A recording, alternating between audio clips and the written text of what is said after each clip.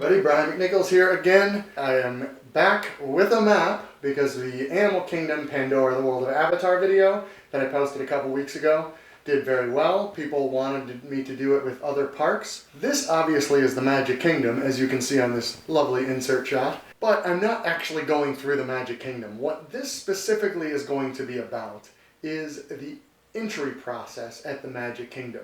About 2 months ago, Disney changed how you get into the park a little bit. And it's one of those things that's just better to explain while pointing at a map. Now, sure, I could do it on the computer. I've figured out how since the last video, but I kind of like just being able to point at the map. But I wanted to be a little bit more professional. So I'm standing up and I got a real pointer. Look at that. What we're talking about here is a rope drop. Now, rope drop is kind of an insider term. It's something that the Disney community talks about a lot. What it means is park opening. The reason they call it rope drop is because when you get into the park, there's usually ropes, physical ropes set up with cast members there. Sometimes it's just the cast member telling you to stop, but oftentimes they have an actual rope. When the park is officially open for business, when all the rides are open, they drop the rope. Okay, so what was the old process for rope drop?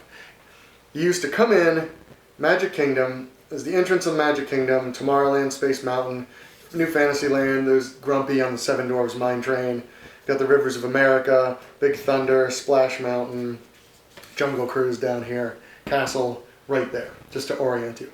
So the old system, you'd come in, you'd go through bag check, security, which is down here, bag check right there.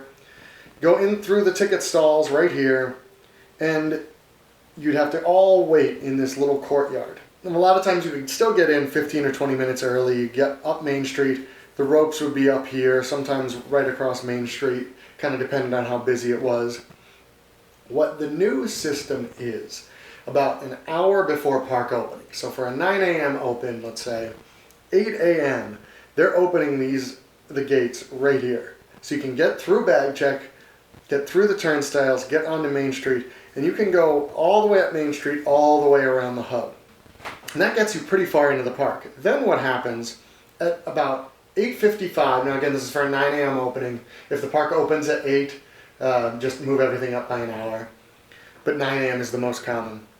So at 8:55, 5 minutes before park opening, on the castle stage, right there, they do a welcome show to welcome everybody. They used to do it out at the train station out here. They basically just moved it up here. Once that show ends, then they drop the ropes. Now the ropes, they kind of move. As of right now, the day this came out is the day I recorded, so March 6th, 2017. This whole process, it's only about 2 months old. They're still working on it. So if it's a little bit different, I'm sorry. If you notice any differences or know of any differences, please comment below and let me know. And I will gladly reshoot it. I can point at maps all day long. But what we know right now is they set up ropes basically at all these legs into the different lands. This one is the most important one. This is the one that goes into Seven Dwarfs Mine Train. On not so busy days, they'll set it up back here, not too far from the castle. When it's really busy, they may set it all the way back here, so that all you have to do is loop right around here and you're already on Seven Dwarfs Mine Train. You can kind of get back here to get on Seven Dwarfs Mine Train, but they don't open these paths through the castle until after the show is over. So you kind of just have to hang out right next to the stage, and then as soon as the show is over, they'll let you back up into the castle.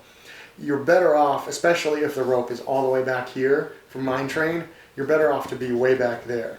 Let's back up a little bit here. What happens if it's an extra magic hour? Extra magic hour is a perk that hotel guests get, Disney resort hotel guests, not just anyone staying in a hotel, obviously, where they can get into the park 1 hour earlier. So 9 a.m. opening, guests can get into extra magic hours, otherwise known as EMH, at 8 a.m. Excuse me. Because an 8 a.m. opening, it would be 7 a.m. So what they do, everybody can go into here. If you have a magic band or a key card with the extra magic hour capability, meaning that you're staying at a resort, they will scan it and let you through the ropes. Same thing with dining reservations. We've heard they've been letting people in as early as about 7:30 in the morning for a 9 a.m. opening with dining, the people who have like 8 a.m., 8:05 reservations. So, what can you do? All along Main Street, a lot of the shops are open. The Starbucks bakery is open. Casey's Corner is open and serving some both breakfast and lunch items. You can actually get like a hot dog at 8 a.m. if you would like to. The Plaza ice cream shop is open, and yes, they do serve ice cream. They also have breakfast items, but it's vacation. Let's get a sundae at 10 after 8. So let's say you're not interested in being one of the first ones on Seven Dwarfs Mine Train. You can come in, get your breakfast, get a coffee, have a nice relaxing sit. There still won't be that many people. As I'm talking here, pictures will be popping up, and I will do it in post, so I don't know exactly which one's in which order. They were all taken by one of our master statisticians, Steve Bloom, who was down there recently. Now, admittedly, it wasn't a busy day when Steve was there, but even busy days don't look that much different at 8 in the morning. Of course, another strategy is to use FastPass Plus. If you can get a FastPass Plus for like things like Mine Train, Peter Pan's Flight is another one that gets very busy. Then you can change your opening pattern a little bit. And this is what we'll talk about more as we go through the whole Magic Kingdom, which will be in a few weeks probably. I'll probably do one of these videos about every 2 or 3 weeks. Seven Dwarfs Mine Train is still where most people go. Peter Pan's Flight, which is over here, is where the second most people go. The quickest way to that is to go through the castle. So if you want to get to that, line up right here next to the stage. When they drop it, you go straight through. You can also get through Liberty Square here, but that's a farther way around. The people here will probably still beat you. So that's where you want to go for Peter Pan's Flight. Things like Big Thunder Mountain, Splash Mountain, Space Mountain help spread out the crowd a little bit, but far less people go to those. We'll talk more about that when I go through the crowd patterns at the Magic Kingdom. But for now, this is what we know of the current entry process. So what we recommend is actually to be there about an hour before park open.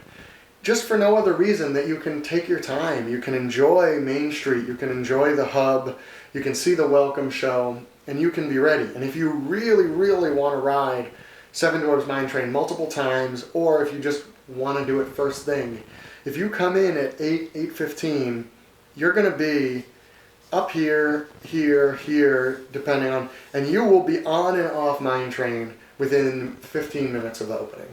And that beats a ton of other people because people for the next hour will continue to come in and go straight there, and you're already ahead of them.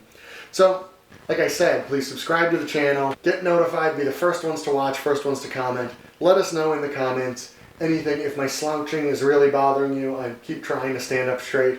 Go ahead and tell me about it. Tell us other videos you want to see, and I will see you next time. Thanks for watching. Be excellent to each other.